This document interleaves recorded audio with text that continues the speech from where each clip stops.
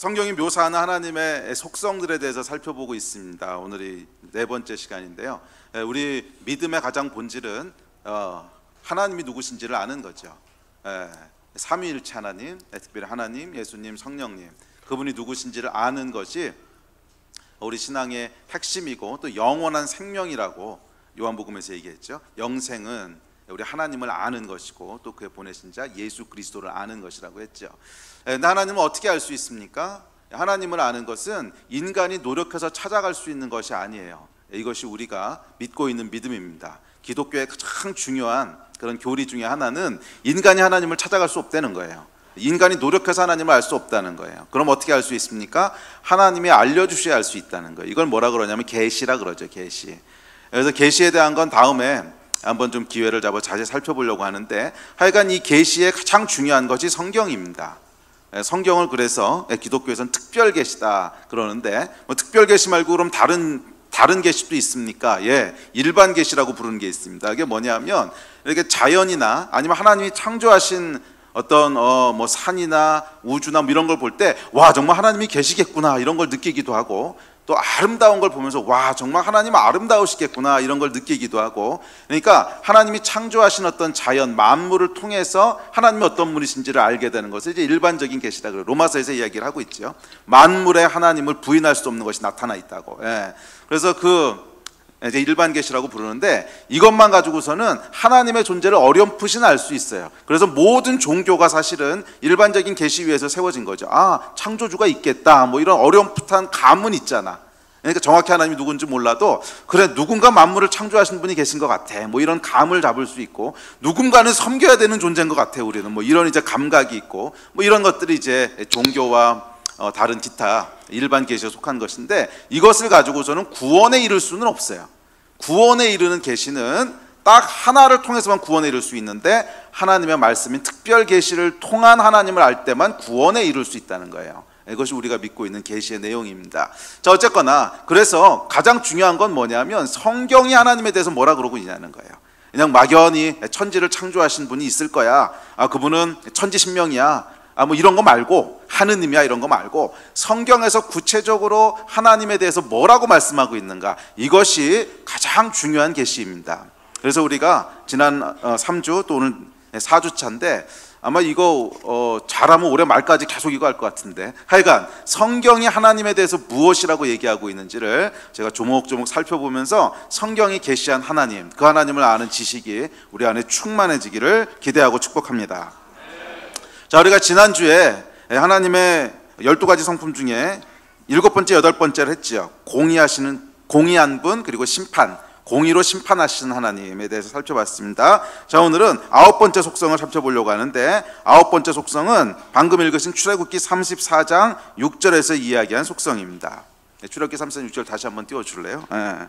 자, 출애굽기 34장 6절은 유대인들이 매우 중요하게 생각하는 구절인데, 매우 중요하게 생각하는 구절인데, 이는 하나님의 이름이 명시되어 있는 구절이라는 거예요. 여호와라 여호와라 하는 이름이 명시되어 있고, 그 하나님이 어떤 속성을 가지신 분인지, 하나님이 어떤 분이신지가 아주 구체적으로 묘사되어 있는 구절이에요. 그래서 출애굽기 34장 6절은 유대인들이 아주 중요하게 생각하는 구절입니다. 그래서 너희 하나님은 어떤 하나님이냐 그랬을 때 우리 하나님은 출애굽기 34장 6절의 하나님이셔, 이렇게 대답하는 가장 어떻게 보면 구약에서 하나님이 누구신지에 대한 가장 핵심이 되는, 유대인들이 가장 중요하게 붙잡고 있는 구절입니다. 자, 그래서 이 구절에 보면 하나님은 어떻게 자신을 계시하고 계신가 하면, 자신을 알려주고 계신가 하면, 첫째 여호와라 여호와라, 이거 우리가 지난번에 살펴봤죠. 첫 시간에 스스로 계신 분 여호와라고 하는 이름을 먼저 알려주고 선포하세요. 여호와라 여호와라. 그리고 그 여호와가 어떤 분이신지 속성을 얘기하는데 대충 5가지 속성을 얘기합니다. 자비롭고 은혜롭고 노하기를 더디하고 인자와 진실이 풍성한 하나님이라는 거예요. 자비롭고 은혜롭고 노하기를 더디하고 인자와 진실이 많은 하나님이라는 거예요. 그런데 여러분, 이 말씀은 출애굽기 34장 6절에만 나온 게 아니고, 이것이 유대인들이 믿고 있는 하나님에 대한 가장 핵심 구절이라고 그랬죠. 그래서 이것은 이제 성경을 읽어보신 분은 알겠지만 구약에 무수히 반복됩니다. 이 표현은 무수히 반복돼요. 셀 수 없이 반복돼요. 예를 들어서 그 다음 구절 한번 보실래요? 자, 우리 같이 읽어봅시다. 시작. 아니야, 저 제목은 왜 썼어? 제목을 안 써도 되는데. 오케이, 10편. 자, 시작. 여호와는 긍휼이 많으시고 은혜오시며 노하기를 더디하시고 인자하심이 풍부하시도다. 여호와께 기도하여 이르되 여호와여, 내가 고국에 있을 때에 이러하겠다고 말씀하지 아니하였나이까. 그러므로 내가 빨리 다시스로 도망하였사오니 주께서는 은혜로우시며 자비로우시며 노하기를 더디하시며 인애가 크시사 뜻을 돌이켜 재앙을 내리지 아니하시는 하나님이신 줄을 내가 알았음이니이다. 여러분, 유대인들이 딱 머릿속에 가지고 있는 하나님, 그랬을 때 쫙 나오는 구절이 뭔지 아시겠죠? 저 요나는 사실 출애굽기로부터 굉장히 후대의 사람인데, 포로 시대 사람이잖아요. 포로 시대는 아니구나. 약간 그 멸망하기 직전 사람인데, 하여간 굉장히 이 후대에까지 하나님은 내가 이런 분인 줄 알았습니다 라고 얘기할 때 출애굽기 34장 6절이 그대로 나와요. 자비롭고 은혜롭고 노하기를 더디하고 인자와 진실이 풍성한 하나님인 줄 내가 알았음이니이다. 또 시편 기자도 보면 긍휼이 많으시고 은혜롭고 노하기를 더디하시고 인자하심이 풍부하니이다. 거의 비슷하죠. 거의. 이 표현들이 여러분 적어도 성경에 수십 번 등장합니다. 그 얘기는 뭐냐면 구약에서 가장 중요하게 생각하는 하나님의 속성이라는 거예요. 그래서 오늘은 우리가 이 출애굽기 34장 6절에서 묘사하고 있는 그 하나님의 속성에 대해서 함께 살펴보려고 합니다. 자, 우리가 지난주까지 살펴본 하나님의 속성들은 보면 뭐 창조자이시고 위대하신 분이시고 유일하신 분이시고 또 공의로우시고 거룩하시고 심판자이시고 뭐 대충 한 8가지 특성을 살펴봤는데, 이 특성들은 만약에 우리 하나님께서 이런 속성만 가지신 분이라면 하나님을 경외하기는 하겠지만 이 경외는 두려움을 넘어서지는 못할 거예요. 심판하시는 분이시고 공의로우신 분이시고 거룩하신 분이시고, 그렇죠. 그런데 하나님은 공의로우시지만 동시에 어떤 분이세요? 사랑이 많으신 분이세요. 공의로우시지만 동시에 사랑이 많으신 분이세요. 그래서 이 하나님의 속성의 두 번째 카테고리는 그분의 부드러움에 대한 거예요.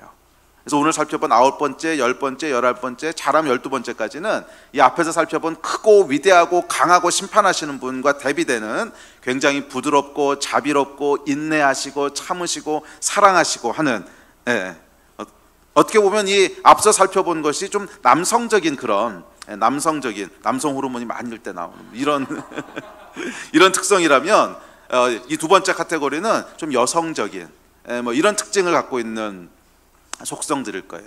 그래서 여러분, 하나님은 남성적인 속성과 여성적인 속성을 다 가지고 계십니다. 왜냐하면 남자도 여자도 아니시거든.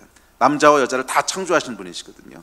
남자들만의 하나님이 아니라 여자들도 창조하신 분이시고, 그래서 많은 경우에 우리 사회가 남성 중심적인 사회가 되다 보니까 하나님 그러면 남성적인 이미지를 많이 생각하고, 또 예수님이 남성으로 오셨으니까 뭐 그럴 수밖에 없긴 한데, 그럼에도 불구하고 하나님이 처음에 사람을 창조하실 때 아담과 하와 둘 다를 하나님의 형상으로 지으셨어요.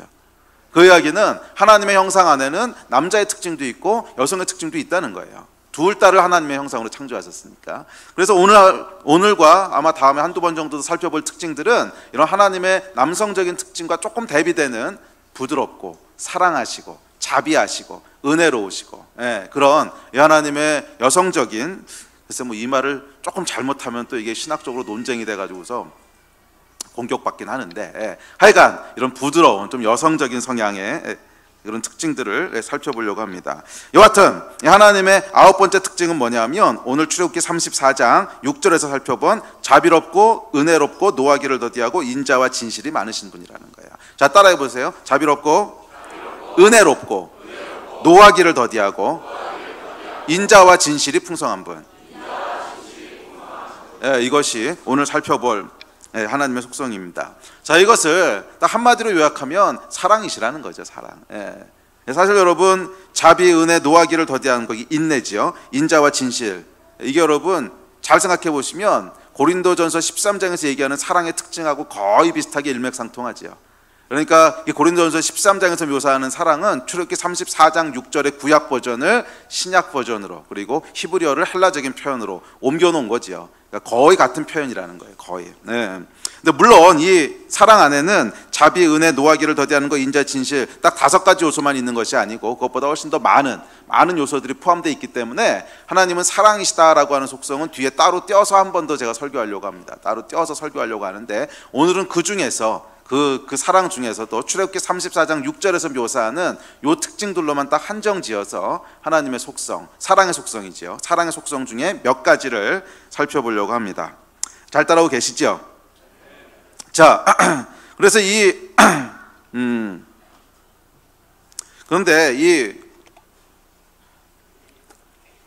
저희가 오늘 살펴본 자비, 은혜, 노하기를 더디하고 인자와 진실이 많고 이런 이 사랑의 특징들을 생각해 보면, 이 사랑이라고 하는 것이 어떤 로맨틱한 감정이라기보다는 어떤 의지적인 것에 더 가깝다는 걸 볼 수 있죠. 의지적인 것에 더 가깝다는 걸 볼 수 있는데, 하여간 이 하나님의 사랑은 어떤 감정적인 사랑만은 아니라, 물론 하나님은 감정이 있으시고 우리를 사랑한다, 이제 하나님께서 세상을 사랑하사 말씀하셨을 때는 물론 굉장히 사랑하는 풍부한 감정이 있으세요. 그렇지만 그것이 하나님의 사랑의 전부가 아니라는 거예요. 오래 참으시고 인자하시고 자비로우시고, 또 오늘 살펴보겠지만 은혜로우시고, 이 은혜롭다는 말 안에는 굉장히 의지적인 표현들이 많이 이제 들어가 있는 건데, 하여간 이런 분이시라는 거예요. 자, 그래서 오늘 이것들 중에 이 5가지를 중에서 처음에 제가 설교 준비할 때는 적어도 5개는 할 수 있을 줄 알았는데 준비하다 보니까 너무 많더라고. 그래서 3개만 뽑았습니다. 3개만. 그래서 오늘 3개만 살펴보고 나머지는 다음으로 미룹시다. 자, 3개가 뭐냐면 자비, 은혜, 인자, 요 3가지 단어만 살펴보려고 그래요. 자비, 은혜, 인자. 근데 이것이 자비, 은혜, 인자라고 하는 단어에 히브리 원어들을 찾아보면 굉장히 복잡하게 번역되어 있는 걸 알 수 있어요. 그러니까 똑같은 히브리어인데, 똑같은 단어인데 어떤 데서는 긍휼로 번역하고 어떤 데는 자비로 번역하고, 또 어떤 단어는 똑같은 단어인데 어떤 은혜로 번역하고 또 어떤 자비로 번역하고. 그래서 한국말 자비라고 하는 단어도 히브리 원어를 찾아보면 여러 단어에서부터 자비라는 단어가 왔고, 히브리 단어 한 단어도 한국말로 여러 단어로 번역되고 뭐 이렇습니다. 그래서 한국말 번역에는 뭐 긍휼, 연민, 인애 뭐 여러 가지 다양하게 번역되기도 하는데, 하여간 오늘 출애굽기 34장 6절에서 얘기하는 자비, 은혜, 인자는 히브리 단어 3단어인데 라훔 또는 한운, 헤세드라고 하는 3단어예요.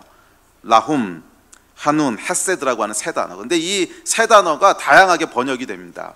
그때 문맥에 따라서 조금 다르게 번역이 되는데, 하여간 이 3단어를 중심으로 하나님의 속성을 살펴보려고 합니다. 하나님의 속성 가운데 라훔, 그리고 한눈, 그리고 헤세드라고 하는 이 속성이 있다는 거예요.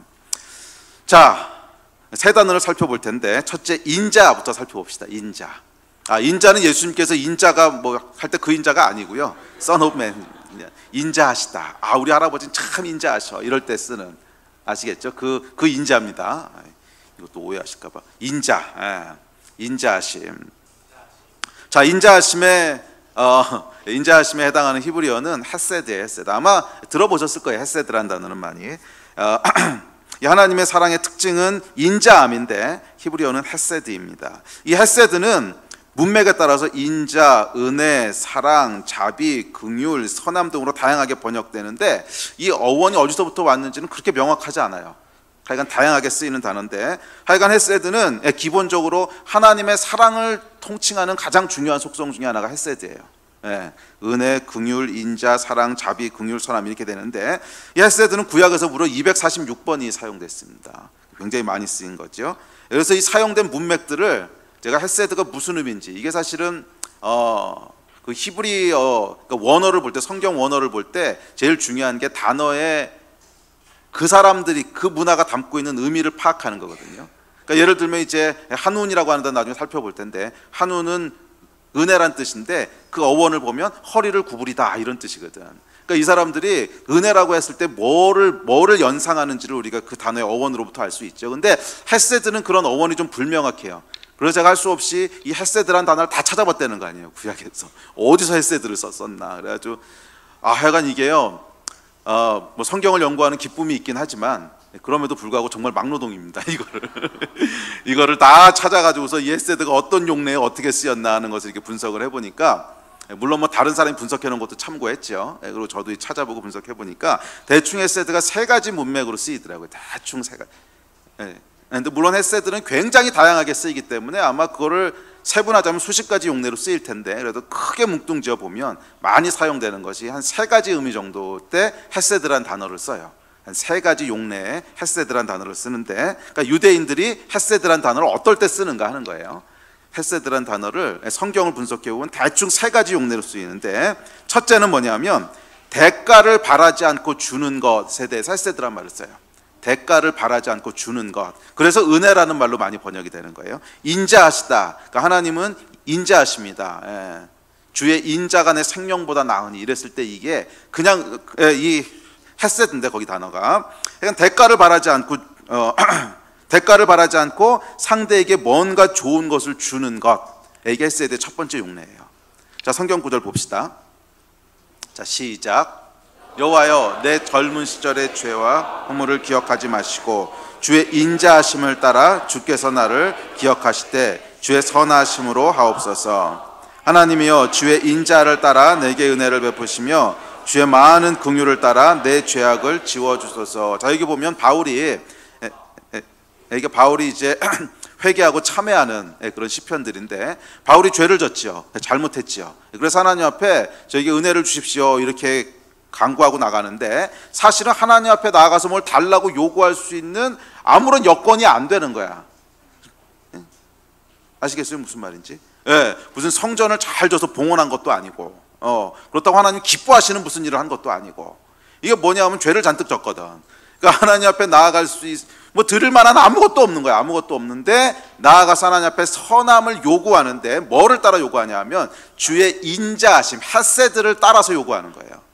자, 이게 무슨 의미인지 아시겠죠? 그러니까 헤세드는 내가 어떤 자격이 있고 뭔가 하나님 앞에 대가로 드릴 게 있고 그래서 요구하는 것이 아니고, 그냥 하나님의 내적인 속성이에요. 상대방하고는 관계가 없어. 그냥 하나님의 내적인 속성이야. 그래서 대가를 바라지 않고 그냥 주는 거예요.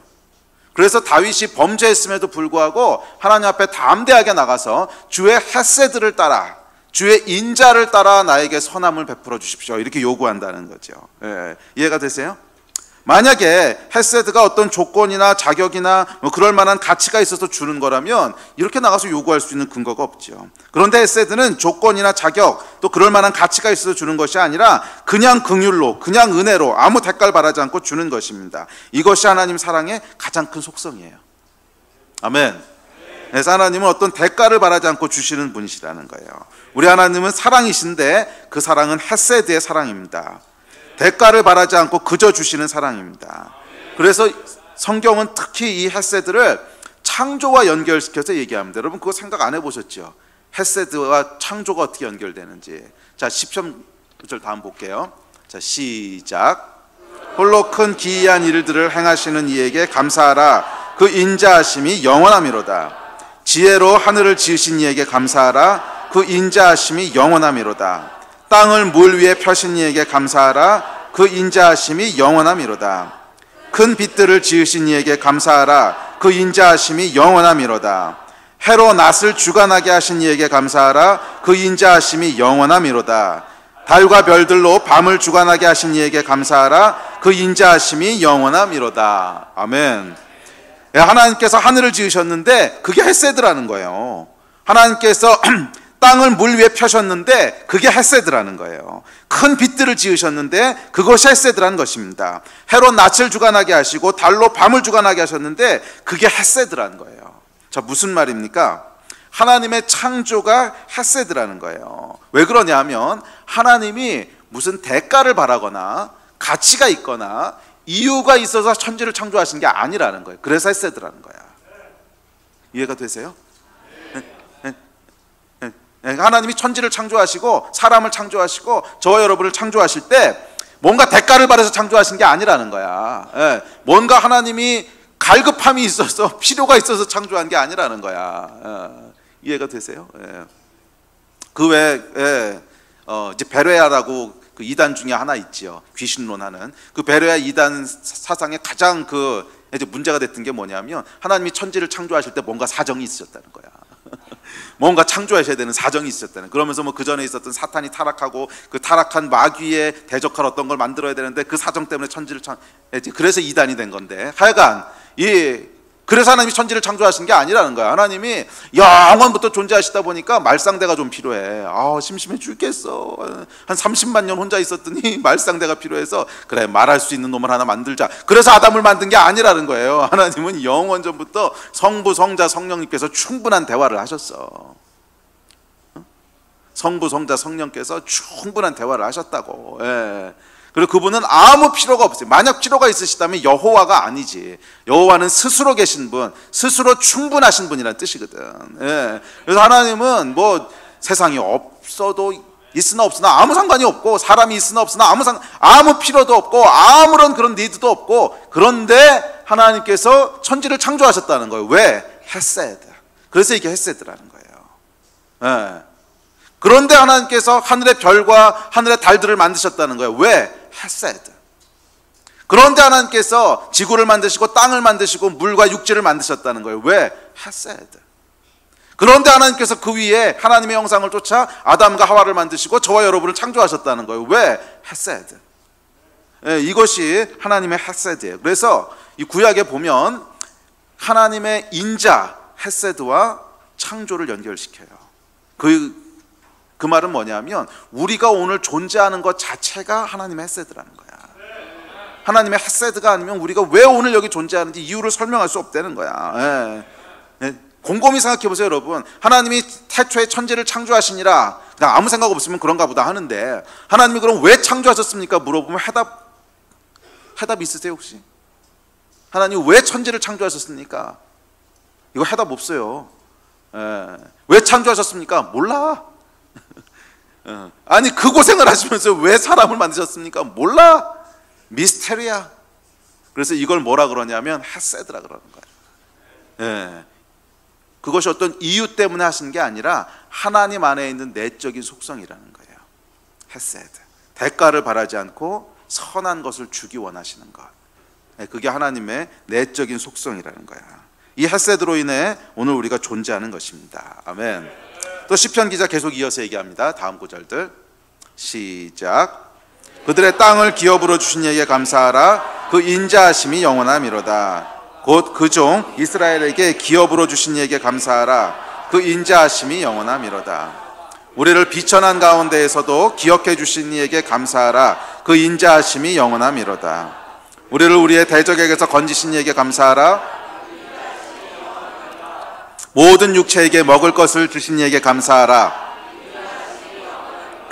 하늘의 하나님께 감사하라. 그 인자하심이 영원함이로다. 아멘. 천지를 창조하신 것만 헤세드가 아니라 우리가 오늘날 누리고 있는 모든 것이 헤세드라는 거예요. 육체에게 먹을 것을 주신 것 헤세드라는 거예요. 우리에게 땅을 주시고 기업을 주신 것 헤세드라는 거예요. 좀 더 확대하면 우리에게 가족을 주신 것 헤세드라는 거예요. 우리에게 친구와 이웃을 주신 것 헤세드라는 거예요. 그러므로 감사하라는 거예요. 이 하나님의 헤세드라고 하는 속성 때문에 오늘날 우리에게 세계에 존재할 뿐만 아니라 저와 여러분이 살아있고 숨쉬고 먹고 누리고 이게 다 헤세드 때문이라는 거예요. 잘 생각해 보세요, 여러분. 하나님이 우리에게 공기를 주셔야 될 이유가 있어요? 없어. 근데 우리가 공기를 숨쉬고 있잖아. 그것도 공짜로. 이거 뭐예요? 그냥 하나님이 주시고 싶어서 주신 거라는 거야. 이유가 있어서 그러는 게 아니고 하나님의 헤세드한 성품, 헤세드한 속성이 있기 때문에 그냥 좋은 걸 주기 원하시는 분이시라는 거예요. 이제 우리 하나님은요 끊임없이 뭐예요? 대가를 바라지 않고 상대에게 좋은 것을 주기 원하시는 것, 그것을 참으실 수 없는 것이 하나님의 내적인 속성이에요. 아멘. 우리 하나님 참 좋으시고 선하신 분이세요. 아멘. 자, 이제 헤세드의 두 번째 용례를 보겠습니다. 헤세드의 두 번째 특징은 뭐냐면 헤세드는 헌신과 희생을 의미해요. 헌신과 희생. 폴 밀러라고 하는 분이 쓴 사랑하다 살아가다라는 책에 보면 이게 룻기 강해서인데요. 거기 보면 헤세드를 이렇게 묘사합니다. 제가 이 묘사를 참 좋아하는데 헤세드를 이렇게 묘사해요. 헤세드란 헌신과 희생이 결합된 말이고 일방적이면서 출구 전략이 없는 사랑이다. 예수님이 늘 그러하셨듯, 부모들이 그러하듯, 연인들이 때때로 그러하듯 상대의 반응과 무관하게 사랑의 대상에게 자신을 얽어매는 것이 헤세드 사랑이다. 그리고 어떤 경우에도 타인에게 선을 행하겠다는 결의다. 이 헤세드를 참 잘 묘사하고 있는데, 헤세드는 뭐냐면 헌신과 희생이 결합된 말이래요. 헌신과 희생이 결합된 말이 헤세드고 일방적이면서 출구 전략이 없는 사랑이래요. 저는 이 말이 너무 마음에 들어. 하나님의 사랑을 묘사하는 너무나 정확한 말이죠. 하나님의 사랑은 늘 희생과 헌신이 묻어 있습니다. 그래서 십자가 사랑이라고 그러잖아. 그래서 십자가 사랑, 꼭 희생과 헌신이 묻어 있어요. 상대를 위해서 수고하고, 땀 흘려 수고하고, 글쎄 뭐 하나님이 땀이 있으신지 모르겠지만, 그러니까 땀 흘려 수고하고 손해를 보는 사랑이라는 거예요. 그래서 이 헤세드를 헬라어로 옮길 때 거기에 해당하는 헬라어가 아가페예요. 아가페. 헤세드가 결국 아가페라고 번역이 되는데, 자, 그래서 그분의 사랑은요 또한 일방적이에요. 그래서 오늘날 사람의 사랑 중에서 일방적이다 그러면 조금 뭐 스토커를 이렇게 떠올리시는데, 그거 말고 부모 자식 간의 사랑을 예로 떠올려 보세요. 일방적이죠. 그렇죠? 부모 자식 간의 사랑은 사실은 그 일방통행이잖아. 쌍방 사랑이 아니야.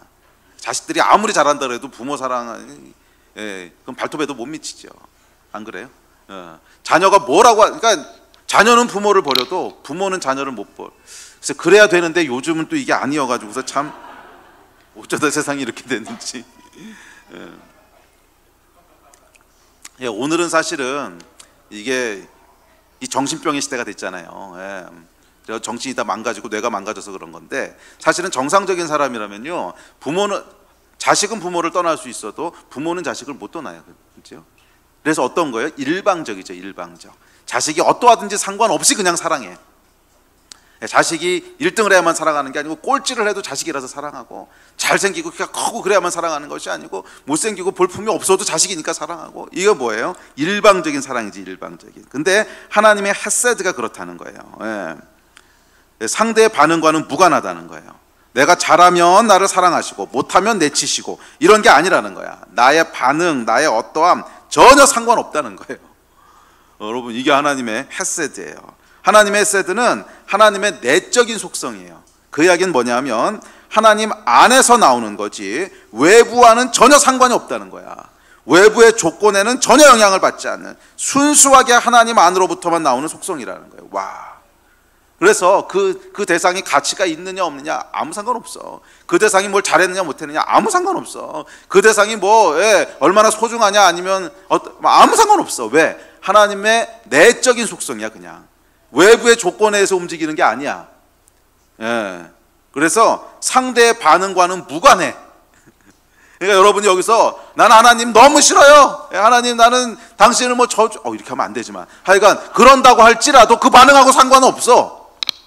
여러분이 뭐라고 하신다고 할지라도 하나님의 사랑은 일방적이라는 거예요. 뭐 하나님을 저주하든 욕하든 뭐라든지 간에 상관없이 헤세드의 특징은 뭐냐면 상대의 반응과 무관하게 사랑의 대상에게 자신을 얽어매는 것이 헤세드라는 거예요. 아멘.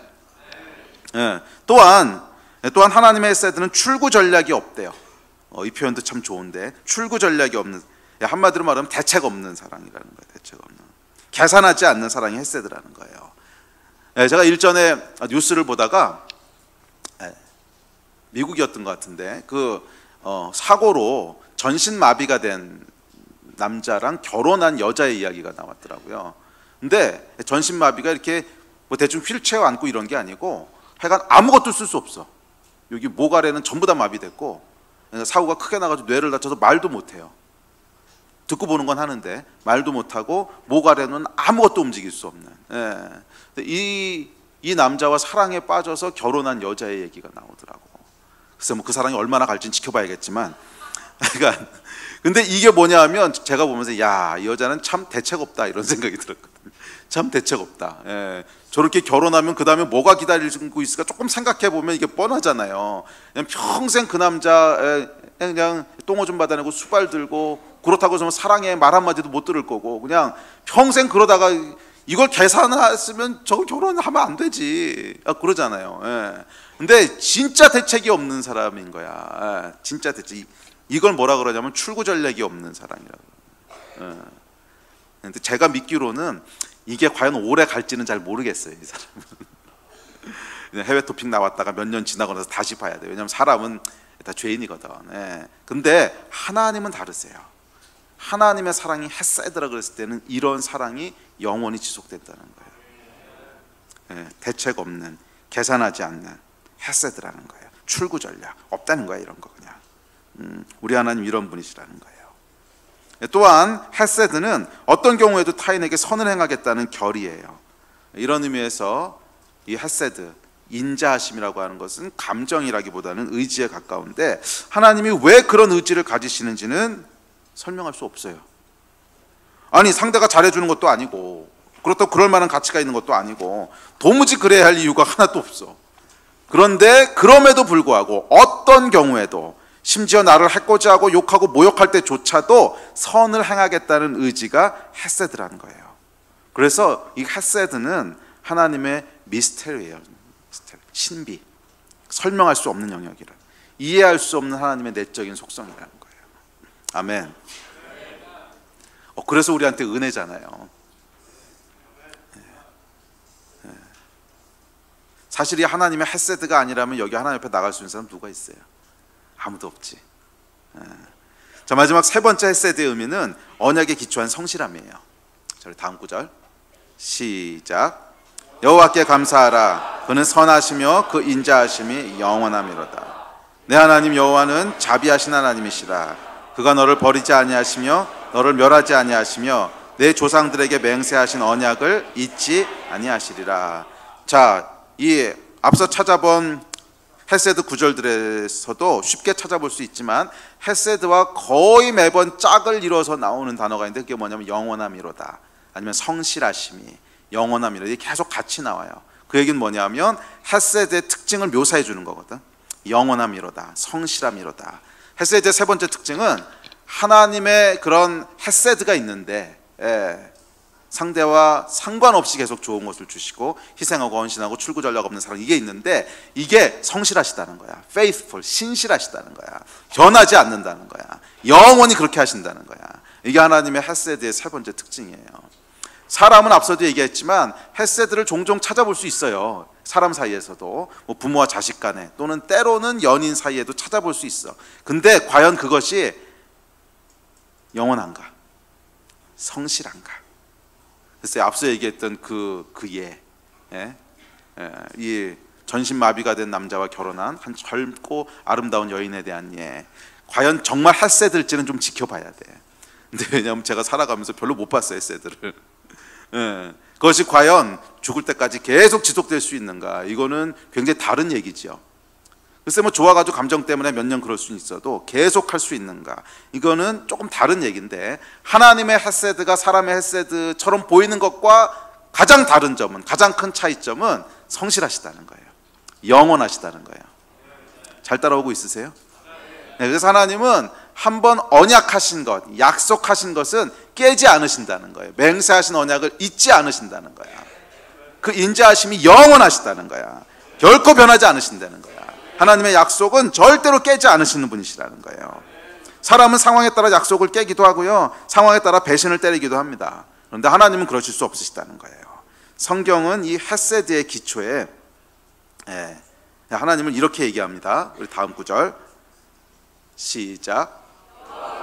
그를 황무지에서 짐승이 부르짖는 광야에서 만나시고 호위하시며 보호하시며 자기의 눈동자같이 지키셨도다. 이스라엘을 지키시는 이는 졸지도 아니하시고 주무시지도 아니하시리로다. 하나님의 성실하심이지요. 졸지도 않고 주무시도 않고, 한번 약속했으면 신실하시다는 거야. 내가 너를 지키겠다 약속하셨으면 졸지도 않고 주무시지도 않고 지키신다는 거예요.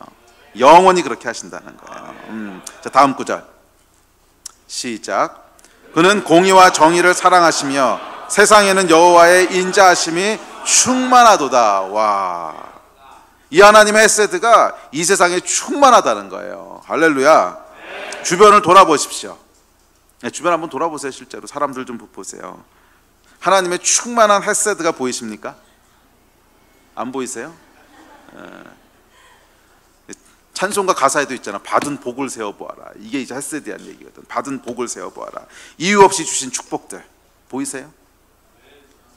나는 그런 복을 받을 만해. 이런 분이 있다면 이건 하나님을 모르는 거야.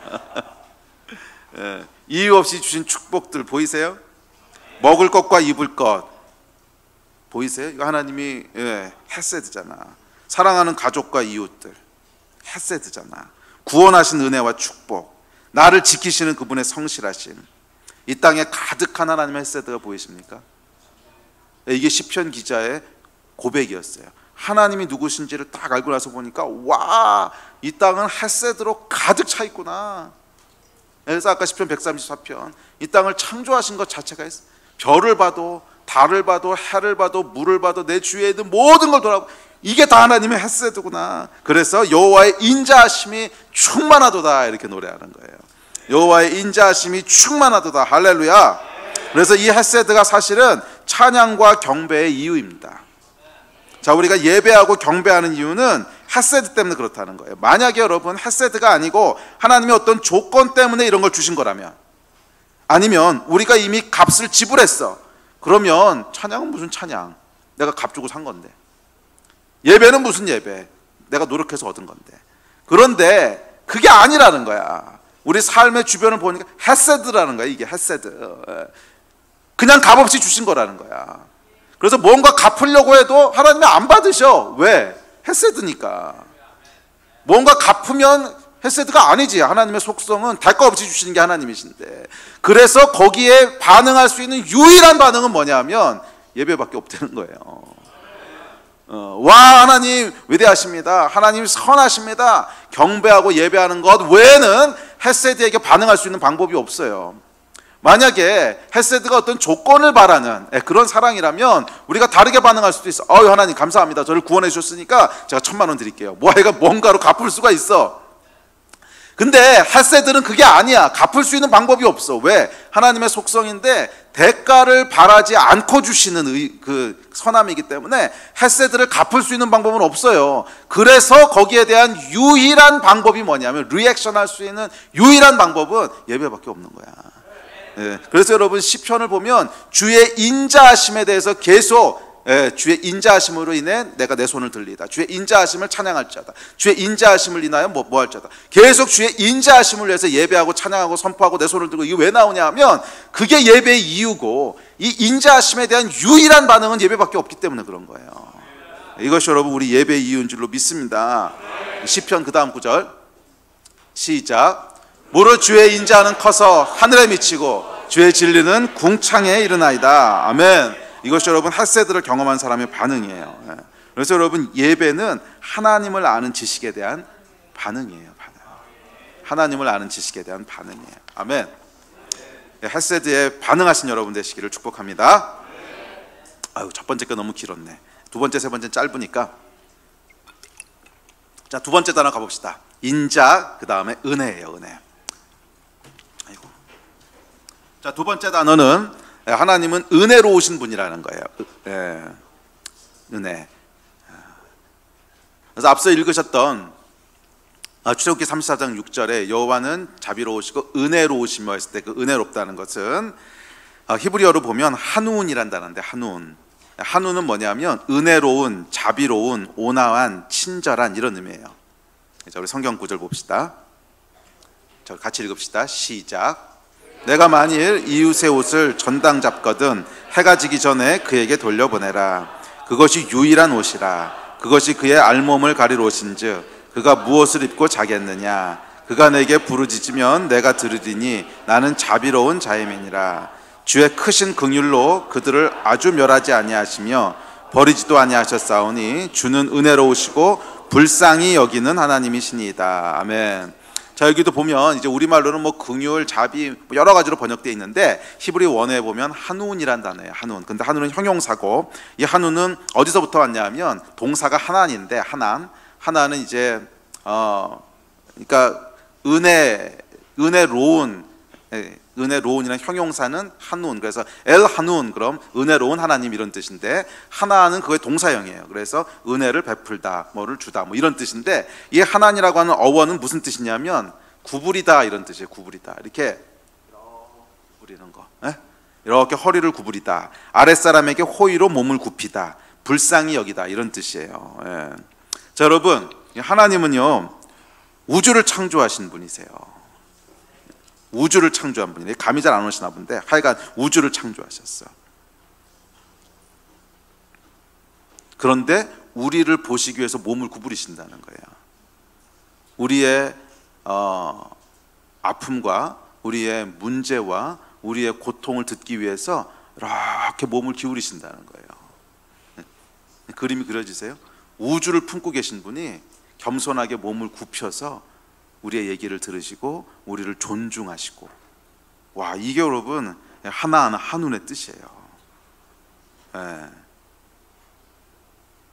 몸을 구부리시는 분, 우리가 겪는 작은 어려움까지 불쌍히 여기시는 한운의 하나님.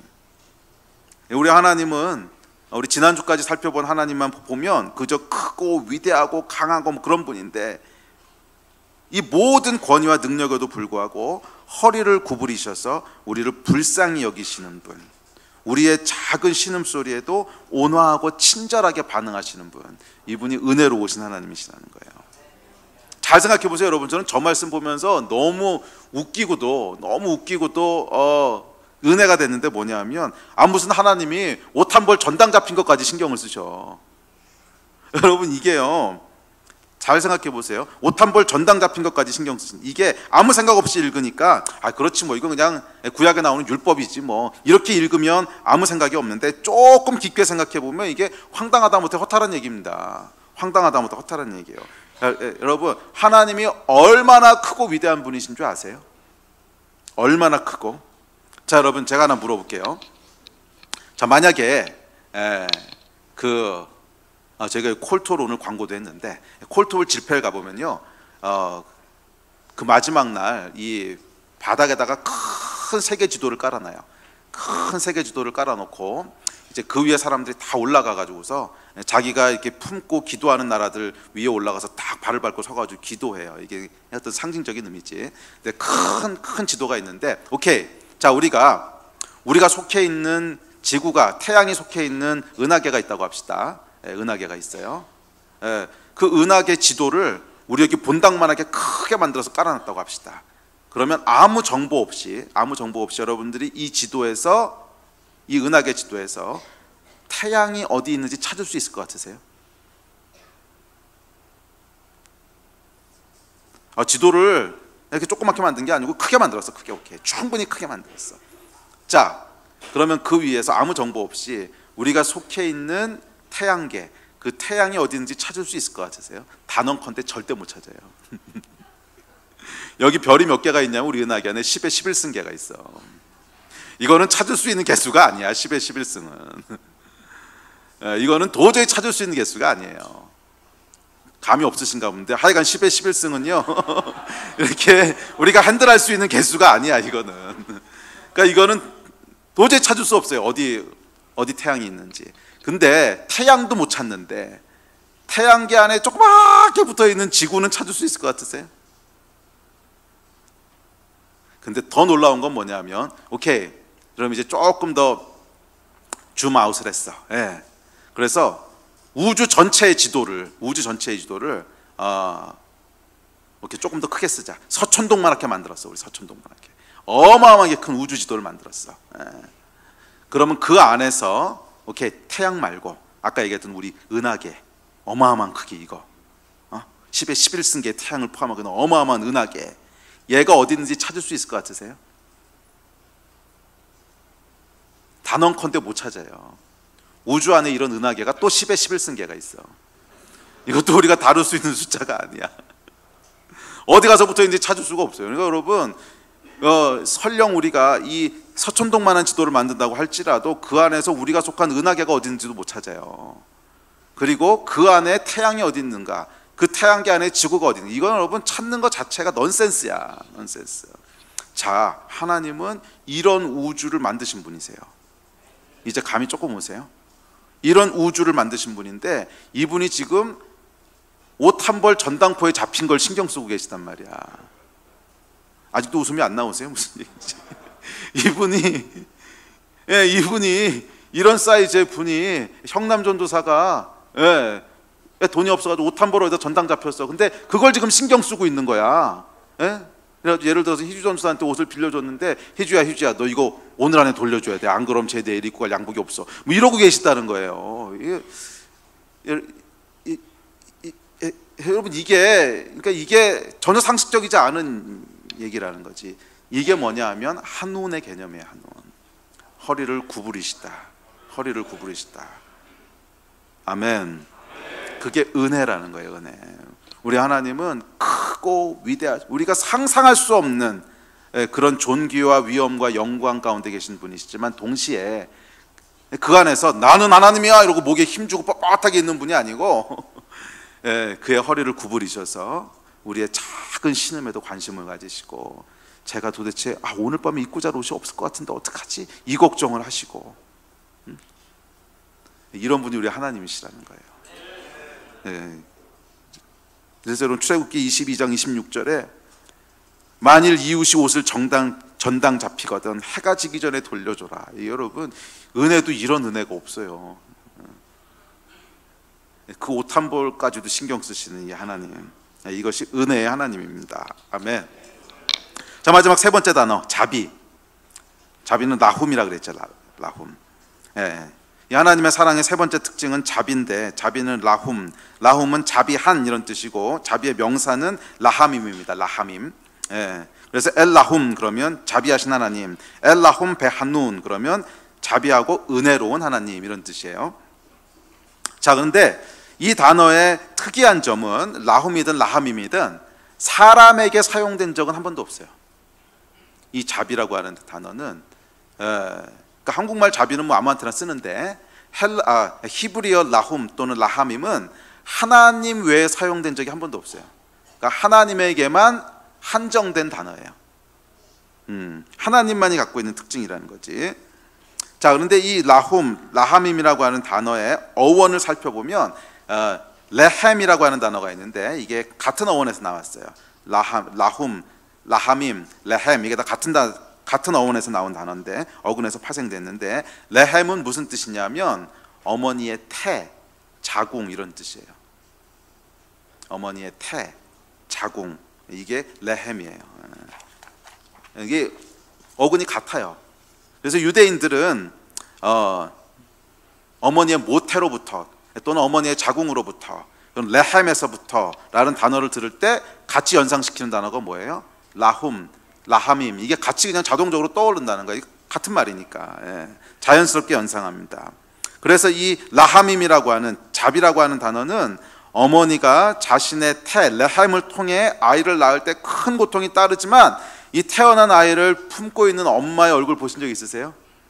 전 세계에서 가장 행복한 여자의 얼굴. 태어난 아이를 품에 딱 안고 이렇게 내려다보는 얼굴. 여러분 이거 이 얼굴 아시잖아요. 온갖 종류의 기쁨과 막 충만과 의미와 행복과 이러면서 그 얼굴이 뭐를 선포해요? I'm the happiest woman in this world 이거잖아. 내가 이 세상에서 가장 행복한 여자야 이러고 아이를 안고 있는 이게 뭐냐면 여러분 하나님의 자비라는 거예요. 라훔, 라하밈이 이런 뜻이라는 거예요. 하나님께서 당신의 자녀들을 보실 때 마치 엄마가 갓 태어난 아이를 품에 안고 있는 그 아이를 보는 것처럼 우리를 보신다는 거야. 이게 하나님께 사용되는 라훔, 라하밈이라고 하는 단어예요. 자비. 할렐루야. 여러분 어머니의 태, 자궁은요 아이의 모든 필요가 채워지는 곳이고 가장 안전한 곳이고 따뜻하고 평온한 곳입니다. 그래서 비록 외부에는 거친 폭풍이 있어도 어머니의 태아는요 항상 평온하고 고요합니다. 비록 외부에 살을 애는 듯한 추위가 몰려와도 어머니의 태아는 일정한 온도가 유지됩니다. 비록 외부에 극심한 기근이 있고 먹을 것이 없어도 태 안에 있는 아이는 비록 엄마 몸을 축내서라도 엄마 몸을 갉아먹어서라도 필요한 영양분이 공급돼요. 이게 여러분 어머니의 태예요. 하나님의 자비란 이런 거라는 거예요. 하나님의 라훔 안에 있는, 엘라훔 안에 있는, 라함임 안에 있는, 하나님 안에 있는, 그분의 자비 안에 있는 사람은 거친 풍랑 속에서도 평온하고 고요함을 누린다는 거야. 하나님의 자비, 라함임 안에 있는 자는 어떤 추위 속에서도 따뜻하다는 거예요. 이게 하나님의 속성이라는 거야. 그래서 여러분 보면 사울에게 쫓겨서 광야를 도망다니던 다윗이요, 거의 죽은 목숨이었습니다. 그 예전에 제가 한번 말씀드렸지만 다윗이 여러분 사울 왕을 피해서 도망다니잖아요. 그래서 도망다니는 곳이 엔게디 광야인데, 이 엔게디 광야를 가보면요, 이게 무슨 사하라 사막 같은 곳이 아니야. 정말 손바닥만한 데야. 그렇지 뭐 이스라엘 나라 전체를 다 합쳐봐야 뭐 우리나라의 뭐 조금 큰 도 하나 정도밖에 안 되는 조그만 사이즈인데, 그 안에 있는 그것도 남쪽 큰 광야 말고 다윗이 도망다녔던 엔게디 광야는요, 진짜 손바닥만 해요. 조금 과장해서 말하면 저기 영통단지만 해. 아주 조그만 곳이야. 물론 뭐 산이 있고 좀 험하긴 하지만 하여간 조그만 곳이란 말이야. 그런데 거기를 왕의 군대가 헤집고 다닌단 말이에요. 왕의 군대가. 여러분 도망 다닐 곳이 어디 있어? 왕의 군대가 헤집고 다니는데 그 조그만 데는. 그러니까 이 다윗은요 거의 죽은 목숨이라는 거야. 그런데 다윗이 어디 안에 거하냐면 하나님의 라함임 안에 거해요. 엘라훔 안에 거해요. 그래서 하는 고백을 들어보십시오. 우리 다음 구절 시작. 그가 너를 그의 깃으로 덮으시리니 내가 그의 날개 아래에 피하리로다.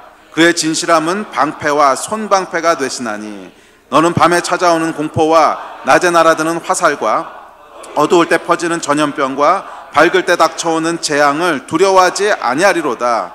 1000명이 내 왼쪽에서 10,000명이 내 오른쪽에서 엎어지나 이 재앙이 내게 가까이 하지 못하리로다. 아멘. 시작. 내가 말하기를 여호와는 나의 피난처시라 하고 지존자를 너의 거처로 삼았으므로 화가 내게 미치지 못하며 재앙이 내 장막에 가까이 오지 못하리니 그가 너를 위하여 그의 천사들을 명령하사 내 모든 길에서 너를 지키게 하심이라. 내가 평안히 눕고 자기도 하리니 나를 안전히 살게 하시는 이는 오직 여호와이시니이다. 할렐루야. 여러분 그 깃으로 우리를 덮으신다는 거야. 1000명이 내 왼쪽에서 10,000명이 내 오른쪽에서 엎드러지는 그 환난과 폭풍과 위기 가운데도 그분은 그 깃으로 우리를 덮으시는 분이시라는 거예요. 여호와의 장막에 거하는 자, 여호와의 라함임에 거하는 자, 그는 엄마 태 속에 있는 아이처럼 완전한 평안과 안식을 누린다는 거야. 누구든지 여호와께 피하는 자는 평안과 안식을 누린다는 거예요. 이것이 엘라훔 하나님의 속성입니다. 아멘. 엘라훔 안에 있었던 다윗은 죽음의 위험 속에서도 평안히 눕고 자기도 했고요. 엘라훔 안에 거했던 베드로는 사형을 하루 앞둔 감옥 속에서도 깊고 평안하게, 얼마나 깊게 잤으면 천사가 와서 차서 깨웠대요. 흔들어도 안 일어나니까.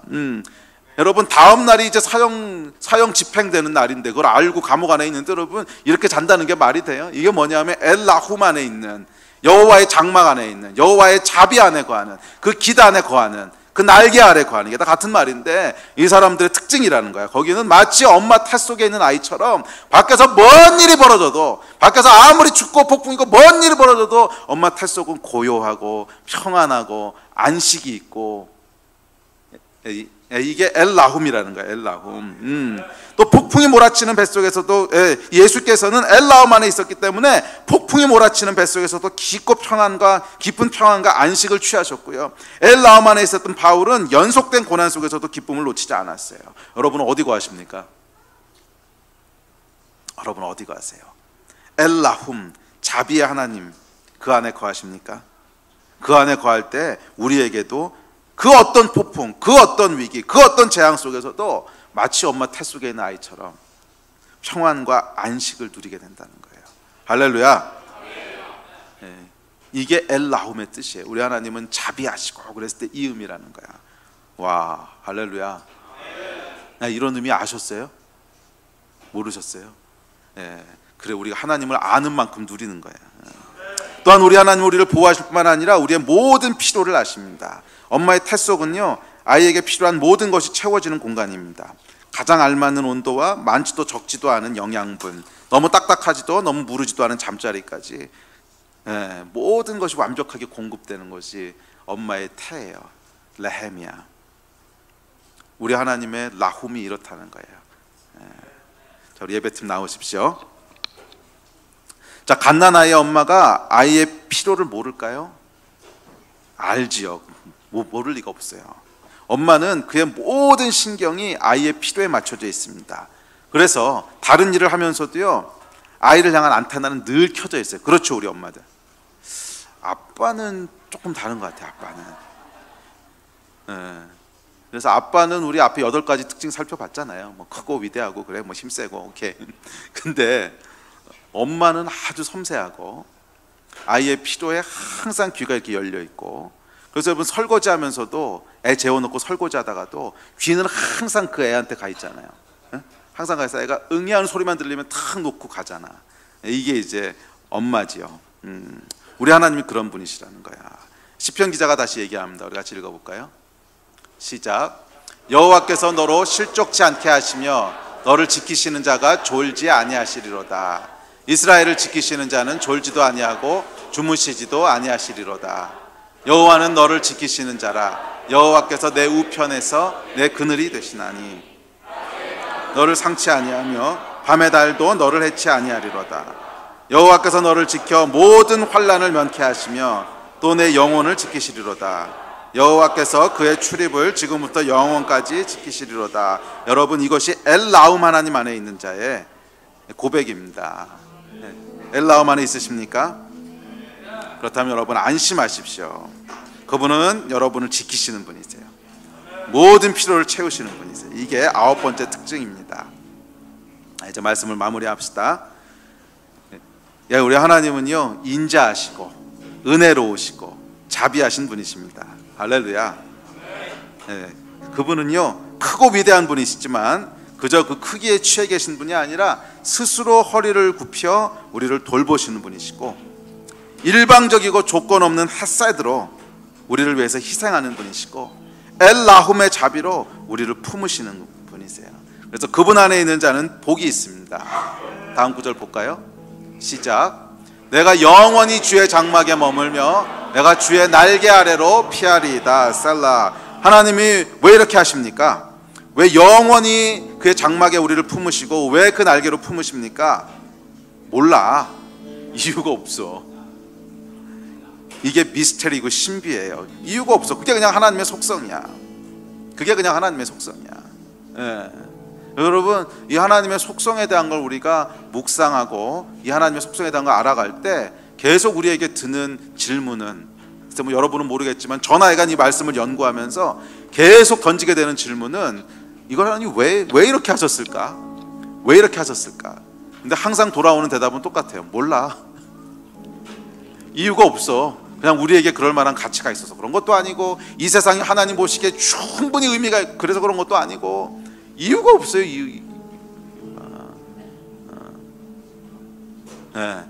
그래서 유일한 이유는 뭐냐면 그게 하나님의 내적인 속성이야. 그냥 하나님은 자비하시고 은혜로우시고 인자하신 분, 오래 참으시고 노하기를 더디하시고 인애와 진실이 충만하신 분. 이게 그냥 하나님의 그냥 그 안에 있는 속성이야. 그래서 하나님의 그 내적 속성 때문에 이 일을 하시는 거지 외부의 어떤 조건 때문에 하시는 게 아니라는 거예요. 그래서 하나님의 이 핫세드와 한눈과 또 라하밈에 반응할 수 있는 유일한 반응은요, 예배하는 것밖에 없어요.